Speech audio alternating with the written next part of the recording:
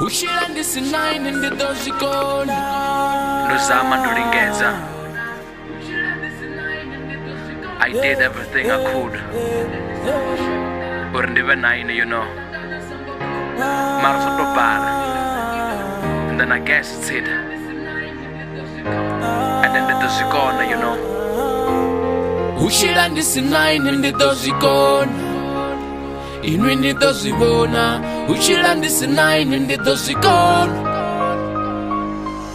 Ndozamufuna, ndazamukonderera Xipinga chafera niko ngita chitaera Pungo ndadzifa mara ndadinilindera Cause I never thought uriningamba mbilu na nchitera Ufuna ndofuna mara zwenda wana ahuna Ngori mutu wenda funa ova na chikuna Zote ndichizama rambo ndichikukuna Mara zopeza zobala naho ndichimufuna Uchila ndisinayini ndidokona na shona na mbona Bada niratangana na kona Ngori zote ndozvizama ndopanda mwana sina zva umama ni busy nadzishuga dedi dzadzihama pepo yanje nauriya ndaifananga sama ini nosala nemwe autinoshuvama ni busy nikotoda zakayuda dzachikwama Ushila ndisinayini ndidozvikona ini ndidozvivona Ushila ndisinayini ndidozvikona ende nisongoshona Pada niratangana songo kona Nitoda ndidonibona Uchila ndisinayini ndidozikona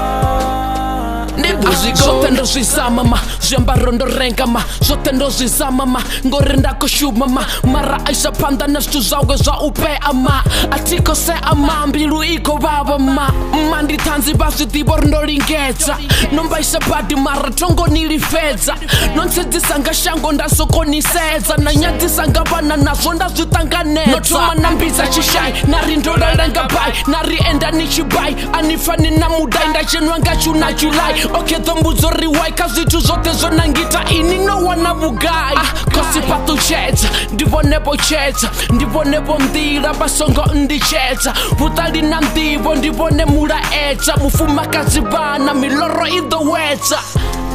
Ushila ndisinayini ndidozvikona Ini ndidozvivona Ushila ndisinayini ndidozvikona Ende nisongoshona Pada niratangana songo kona Nitoda ndidonibona Ushila ndisinayini ndidozvikona Ndidozvikona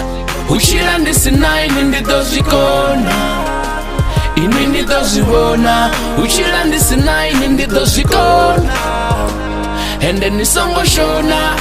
Pada niratangana songo kona Nitoda ndidonibona Ushila ndisinayini ndidozvikona Ndidozvikona Ushila ndisinayini ndidozvikona Ini ndidozvivona Ushila ndisinayini ndidozvikona Ende nisongoshona Pada niratangana songo kona Nitoda ndidonibona Ushila ndisinayini ndidozvikona